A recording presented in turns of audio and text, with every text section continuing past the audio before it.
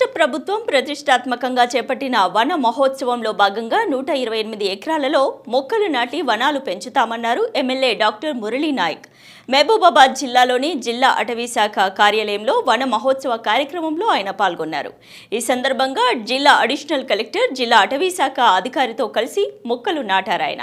ఇప్పటికే ప్రతి ఇంటికి 5 మొక్కలు పంపిణీ చేశామన్నారు ఎమ్మెల్యే. ఆ మొక్కలు నాటి వాటిని సంరక్షించి పర్యావరణానికి ప్రతి ఒక్కరూ పాటుపడాలన్నారు. వృక్ష సంపద తగ్గితే మానవ మనుగడ గగనమవుతుందని అన్నారు. పర్యావరణ సమతుల్యత దెబ్బతింటుందని అన్నారు. అందుకే ప్రతి ఒక్కరూ మొక్కలు నాటాలంటూ పిలుపునిచ్చారు.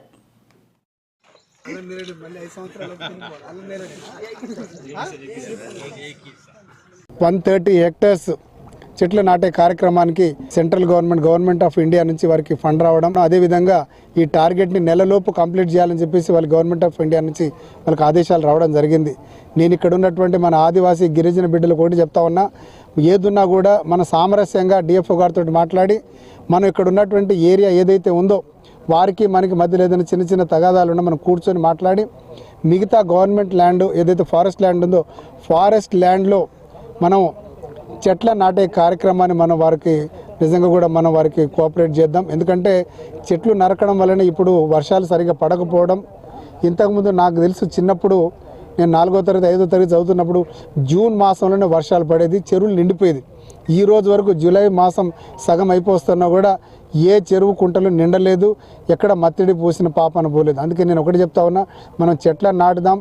అలాగే ఇప్పుడున్నటువంటి వనజాతి ఏదంటే కోతులు ఏవైతే ఉన్నాయో అడవిని వదిలేసి మనం ఇంట్లలోకి దూరి ఇప్పుడు మనని నానా రకాల ఇబ్బందులు పెడతా ఉంది. కాబట్టి చెట్లను నాటి, ముఖ్యంగా నేను డిఎఫ్ఓ గారికి వివరించింది ఏంటంటే పండ్ల చెట్లను కనుక మనం ఎక్కువగా నాటించగలిగితే మనకు ఇప్పుడున్నటువంటి కోతులు కానీ కేవలం అడవులకే పరిమితం అయిపోయింది, మనకు వచ్చి మన ఊర్లలో పడి మన పంటను ధ్వంసం చేయకుండా కాపాడుతాయని చెప్పి వారు చెప్పడం జరిగింది. అయితే వన మహోత్సవం ప్రోగ్రామ్కి అందరికీ చాలా గ్రీటింగ్స్ నా సైడ్ నుండి. మన మహబూబాబాద్ జిల్లాలో దాదాపు 45 లక్షలు ప్లాంటేషన్ టేకప్ చేశాము. దీనిలో 13 లక్షలు we have distributed to house holds at each GP levels. So నా సైడ్ నుండి ఒక రిక్వెస్ట్, మీరు అందరికీ ఈ 4 to 6 ప్లాంట్స్ ఇవ్వడం జరిగింది మీ హౌస్ హోల్డ్ లెవెల్లో. అది మీరు ప్లాంట్ చేయండి. డిఎఫ్ఓ గారు చెప్పారు, ఈ క్లైమేట్ చేంజ్ టైంలో చాలా ముఖ్యమైన we come out and plant and save our planet and restore the climate that is suitable to all. Thank you. ఇక్కడ ప్లాంటేషన్ ప్రోగ్రామ్ జరిగింది యాజ్ అ పార్ట్ ఆఫ్ వన మహోత్సవం. వన మహోత్సవం అనేది మన ట్రెడిషన్లో ఉందండి. ఇది జనరలీ మాన్సూన్ సీజన్ అప్పుడు 75 ఏళ్ల క్రితం కేఎం మున్షి గారు దీనికి శ్రీకారం చుట్టారు. So it has been a part of our tradition to plant trees. ఈరోజు స్కూల్ చిల్డ్రన్ని కూడా దీనిలో ఇన్వాల్వ్ చేయడం అనేది జరిగింది.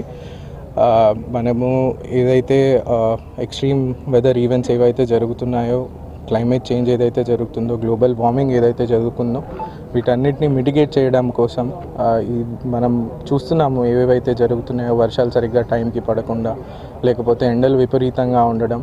సో ఈ పర్యావరణంలో ఏవైతే మార్పులు జరుగుతున్నాయో వీటన్నిటిని మిటిగేట్ చేయడం కోసం మనకి చెట్లు అనేవి చాలా ఇంపార్టెంట్. సో ఇది this is also a moment. మన సమాజం పట్ల ప్రతి ఒక్కరికి మన బాధ్యతని గుర్తు చేసే ఈవెంట్ కూడా ఇది వన మహోత్సవం. So let's all plant trees. మనం పర్యావరణాన్ని రక్షించుకుందాం, మనల్ని మనం కూడా రక్షించుకుందాం. ఇక్కడ ప్లాంటేషన్ ప్రోగ్రామ్